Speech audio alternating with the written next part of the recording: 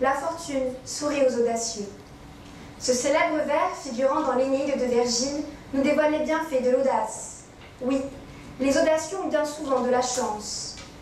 Mais si la fortune sourit aux audacieux, l'audace sourit-elle aux tricheurs? Monsieur le Président, Mesdames et Messieurs les membres du jury, cher public, chers contradicteurs. L'expression peut sembler à première vue paradoxale. L'audace est souvent l'attribut des héros, qui, faisant preuve d'un courage extrême, se lancent dans des actions dangereuses, au mépris et au risque des périls. Nous sommes bien loin ici de la figure du tricheur, une personne malhonnête qui ne respecte pas les règles données. Le tricheur arrive à nous intriguer avant de nous piéger, nous faisant ainsi tomber dans ses filets. Tricher, c'est s'écarter du contrat social, des règles de vie. Et le tricheur va profiter du respect des règles des autres pour s'en affranchir discrètement et prendre illégitimement l'ascendant sur eux. Alors, est-ce incongru de penser que l'audace puisse être le propre du tricheur, cet être si malveillant? Qu'est-ce qui permet de dire que l'audace, en bonne part et en mauvaise part, est le propre du tricheur? Premièrement, il semble opportun de voir qu'un tricheur est toujours audacieux, puisque cette audace permet d'arriver à ses objectifs. Objectifs parfois discutables, mais parfois également louables. Secondement, l'audace est l'attribut des tricheurs, puisque si l'on s'interroge au sens péjoratif du terme audace, on s'aperçoit qu'il se distingue du courage, la virtus. En effet, la audacia est souvent liée à la cruauté et à un désir excessif.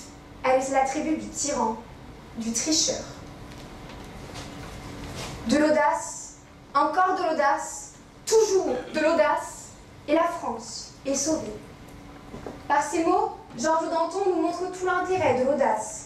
Dépasser des règles pour parvenir à un objectif, autrement inatteignable. Car oui, l'audace et la hardiesse menant à violer et à dépasser les convenances et les règles.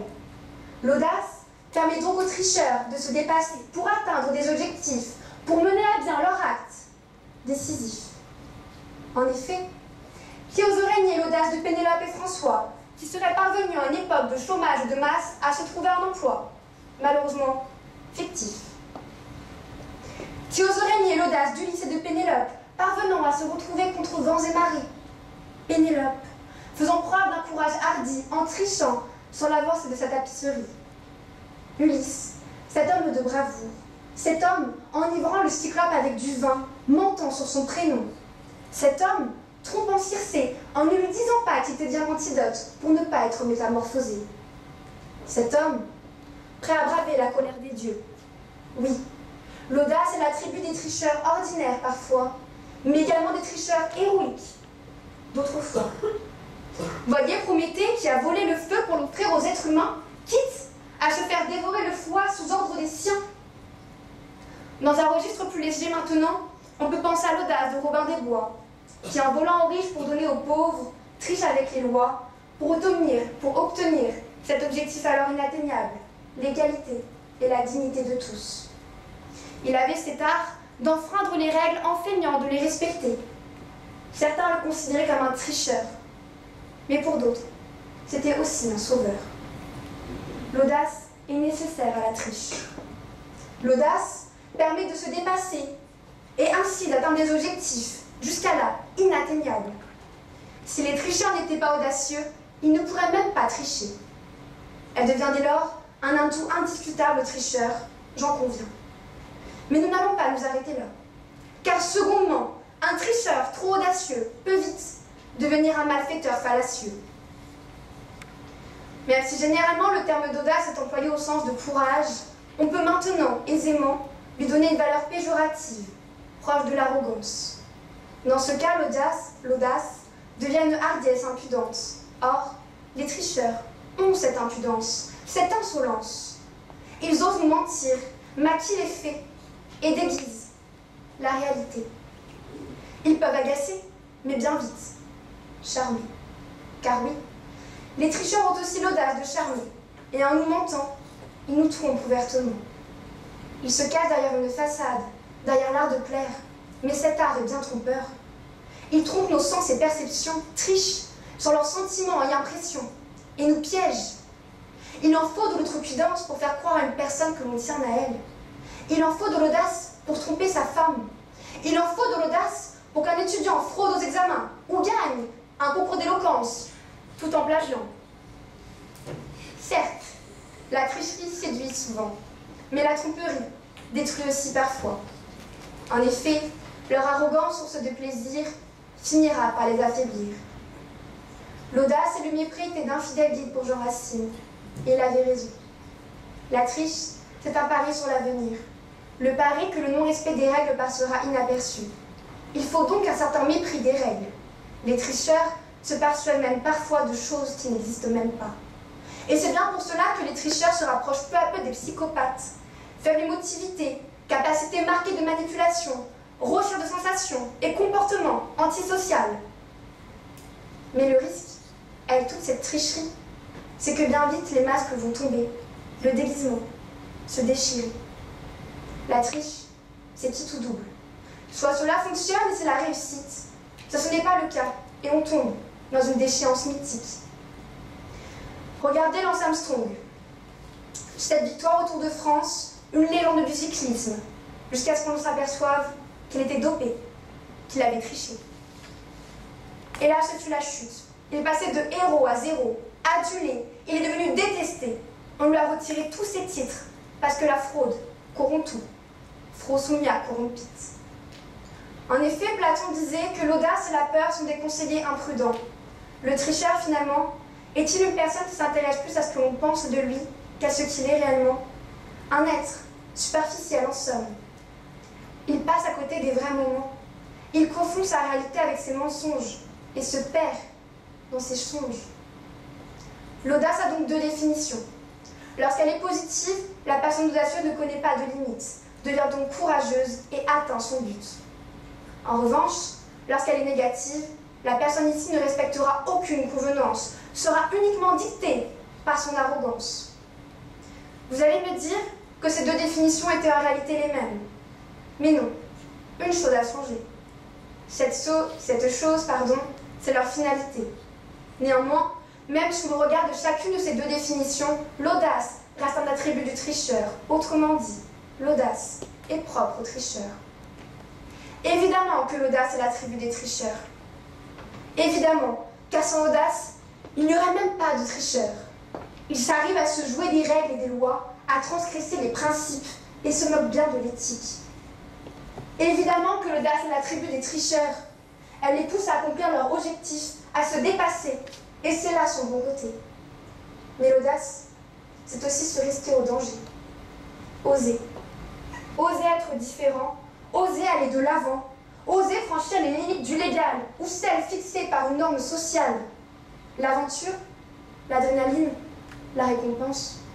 Ces multiples buts qui poussent le tricheur à oser. Et à force de trop vouloir en abuser, il finit parfois par sombrer.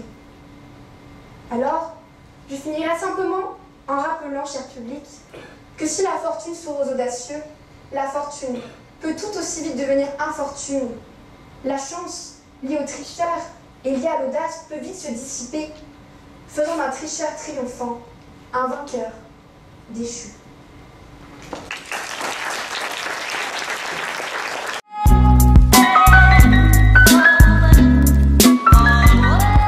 Monsieur le Président, cher jury, cher public, chère contradictrice, j'ai un secret à vous révéler. Je compte sur vous pour que vous ne le répétiez à personne. De vous à moi. Voilà, je suis un tricheur. Oui, je sais, c'est horrible, c'est affreux, c'est brutal, mais je ne peux rien. Depuis tout petit déjà, c'est le cas. Aux jeux de société, le Monopoly, pour ne citer que lui, quand le banquier a le dos tourné, je prends quelques billets supplémentaires pour pouvoir m'acheter un bel hôtel rue de la Paix. Un peu à la Balkany, je l'avoue. Mais rassurez-vous, que cela soit au jeu ou dans la vie, tout le monde triche. Je ne suis pas le seul. D'ailleurs, ici même, je suis persuadé qu'il y a une majorité écrasante de tricheurs. Par exemple, quand nous allons sur les réseaux sociaux, l'opium du peuple, et que nous retouchons, corrigeons, modifions notre photo pour attirer toujours plus le regard d'autrui, eh bien, nous trichons. Je sais ce que vous allez me demander. Pourquoi je triche? Pourquoi trichons-nous? Eh bien, la triche étant le fait de feindre de respecter les règles tout en les violant, quatre raisons principales nous poussent à le faire. La peur de la perte, de l'échec, évidemment, c'est l'un des moteurs les plus puissants de la triche et, si j'ose dire, le plus évident. C'est pour cela que la triche scolaire existe. La peur d'une mauvaise note, de se faire punir, de perdre une certaine réputation, d'être jugé, voire ridiculisé. Nous trichons pour ne pas perdre. Paradoxalement, cette peur est tout aussi liée à une autre raison. Le bénéfice potentiel, l'appât du gain, tricher pour gagner. Les grands sportifs, Lance Armstrong, Ben Johnson, Carl Lewis, ont tous triché. Ils ont triché en se dopant pour être sûrs de vaincre, d'être glorifiés. Ces deux raisons sont dues à un phénomène social, l'imitation. Voir quelqu'un tricher sans conséquence encourage les autres à faire de même. C'est du mimétisme. Je vois une personne au passage piéton tourner la tête faisant en sorte de ne pas voir le feu rouge et traversant, je vais à mon tour traverser ou du moins y songer. Cette imitation peut même être renforcée par l'absence de limite. La dernière raison. Si rien ne vient freiner l'homme dans ses pulsions de tromperie, de tricherie, pourquoi s'en priverait-il? Reprenons l'exemple du passage piéton. La loi est très claire, comme toujours. L'article R412-38 alinéa 3 du Code de la route dispose que lorsque la traversée d'une chaussée est réglée par ces feux, les piétons ne doivent s'engager qu'au feu vert. Cependant, le fait d'y contrevenir est puni d'une amende forfaitaire si majorée, tenez-vous bien, de 11 €. À ce prix-là, on peut s'y donner à cœur joie. Maintenant, la question naturelle serait comment tricher? Délicate question. Comme en art, il existe plusieurs courants dans la triche, plusieurs façons de tricher, et chacune d'entre elles nécessite des qualités. Alors oui, quelques tricheurs sont audacieux, c'est-à-dire qu'ils vont au-devant du danger, au mépris des risques. Ce serait inintelligent de dire le contraire, mais est-ce pour autant ce qui les caractérise? Est-ce notre seul attribut à nous les tricheurs? Comme j'ai pu le dire, la triche exige une pléthore de qualités, à commencer par la réflexion. Napoléon disait qu'avec de l'audace, on peut tout entreprendre, mais on ne peut pas tout faire. Eh bien, j'ai envie de lui dire, pour tricher, il ne suffit pas d'entreprendre, il faut agir, il faut réussir. Et pour réussir, il faut avoir un plan élaboré. Car oui, le tricheur, le bon tricheur, le vrai tricheur, c'est celui qui ne se fait pas prendre, qui n'est même pas suspecté. Pour mettre en œuvre ses plans tout bonnement réfléchis, il peut s'aider de ses autres qualités personnelles. L'habileté. Je ne sais pas si vous avez déjà essayé de tricher aux cartes. Pour le bien de cette thèse, j'ai essayé, j'ai tenté, mais rien n'y fait. Je suis indiscutablement dépourvu de cette qualité. Cela renforce d'autant plus mon admiration pour le roi des tricheurs, le magicien, qui a réussi, quand vous y réfléchissez bien, à vous faire payer pour qu'il vous trompe. Quel génie! Il y a aussi le contrôle de soi, pour arriver à ses fins. Le tricheur doit avoir un certain contrôle. Il doit savoir maîtriser ses émotions, ne pas être pris de panique si son plan ne se passe pas tout à fait comme prévu. Je ne devrais pas vous le dire, mais j'ai besoin de me le confesser à vous. Il m'est arrivé, je le regrette, de préparer des antisèches au collège. C'était au cours de mathématiques, une matière qui me hante toujours. Arrivé dans la salle, j'étais comme un soldat. Par la peur d'être pris, mon corps tremblait face à l'ennemi. À tel point, excusez-moi, que je ne puis les utiliser du contrôle. Mais hélas, l'attention du tricheur y était. C'est ce jour-là que j'ai compris que je ne serais qu'un faux tricheur, qu'un faussaire de la triche. D'autant plus que je suis dépourvu de discrétion, car oui, à la différence de l'audacieux, le tricheur ne doit pas se faire remarquer. En effet, l'audace a une fâcheuse tendance à se faire ressentir, ce qui ne fait pas les bons comptes des amis des tricheurs. Et si à l'occasion, un vrai tricheur utilise de l'audace, ce n'est qu'une diversion, soit pour détourner l'attention, soit pour justement accaparer votre attention obnubilée par sa fausse audace. Quand certains vont privilégier L'audace venant d'un coup d'un seul, dans la fureur, le fracas, mettre tapis au poker, attirant inéluctablement l'attention sur eux. Certains, plus rusés et ô combien plus efficaces, vont venir tricher quelques euros de ça de là et seront, osais-je dire, beaucoup plus rentables que les plus audacieux. Alors oui, je vous le demande, à quoi bon? À quoi bon être audacieux et par définition se mettre dans le danger quand on peut être, excusez-moi l'expression, un planqué et être sûr de réussir? Il semble que l'audace soit l'arme des faibles d'esprit, souvent synonyme d'entêtement, ne pouvant être l'attribut seul des tricheurs. Je vous rassure donc, ces derniers n'en ont pas le monopole. Et à l'instar de la bêtise, l'audace est le propre de l'homme. Elle a un caractère universel. Nous connaissons tous quelqu'un qui, sans être un tricheur, utilise son caractère audacieux à tout bout de champ, pensant fatalement que la vie lui donnera raison. Mais que nenni! Pensez au général Nivelle, qui, pendant la Première Guerre mondiale, a envoyé au cimetière 500 000 hommes en quelques mois, uniquement pour prouver son audace en attaquant frontalement l'ennemi. Je vous donne un conseil. Luttez contre l'impulsivité audacieuse. Si vous voulez être un bon tricheur, ou à défaut, un être de raison, soyez réfléchi, soyez intelligent. Je vous laisse y songer, mais rappelez-vous les paroles de Valéry Giscard d'Estaing. Le bon choix est dicté par le bon sens, et non pas, hélas, par l'audace. Quelle audace! Je vous remercie.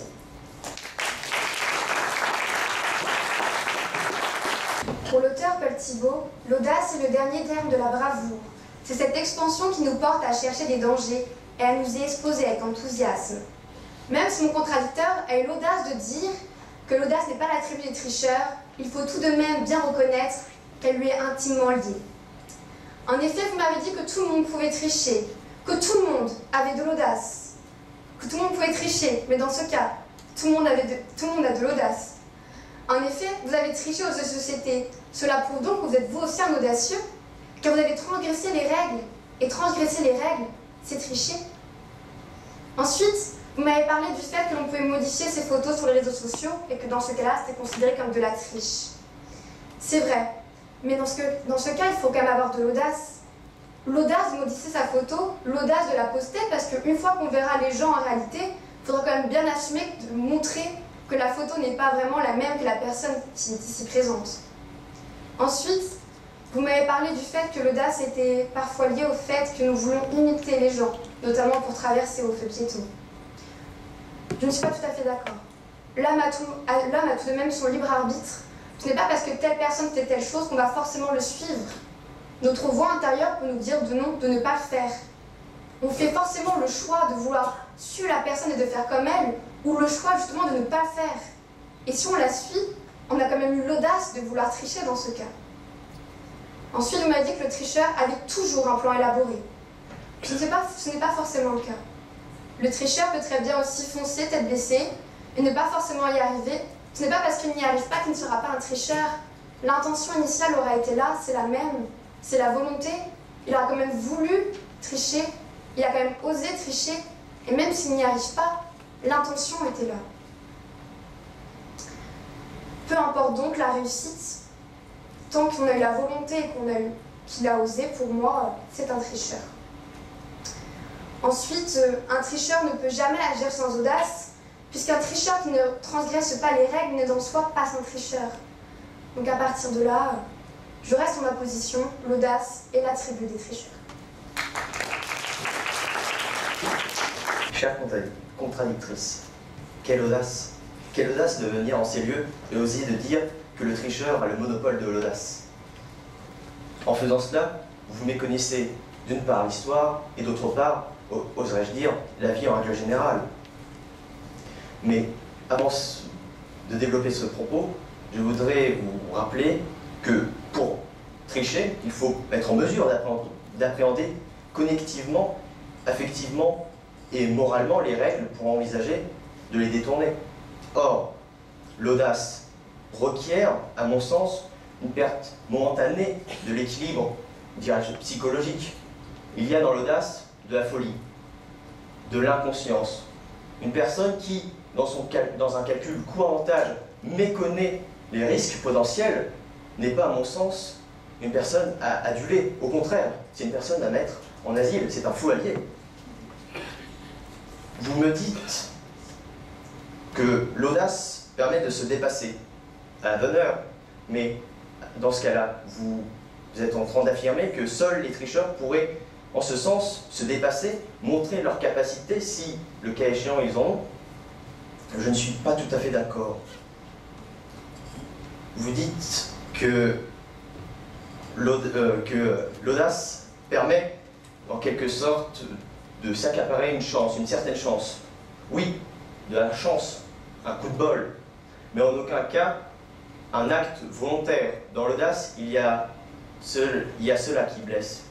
C'est un coup bas finalement dans l'audace. C'est que nous sommes jamais sûrs, en l'utilisant, à bon ou à mauvais escient, que nous allons réussir, que nous allons se démarquer. Et vous avez utilisé un terme que j'apprécie fortement en parlant de l'audace. C'est un atout du tricheur.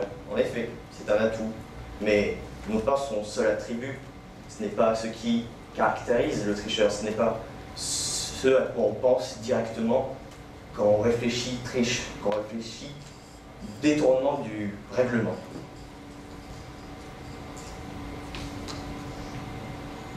Un excès de triche, en effet, peut être dangereux, mais un excès d'audace, lui, est mortel. Après, chaque cas est circonstancié, il n'y a pas de loi transcendantale venant nous dire si oui ou non un audacieux, un tricheur est forcément audacieux. Je n'en suis pas moi-même convaincu. Il faut cependant ne pas voir, comme vous le faites, les choses soit blanches, soit noires. Il y a une dualité dans votre argumentation qui me laisse perplexe. Je vous remercie. Pop that, pop that, pop that, pop that, pop, pop, pop, pop, pop, pop.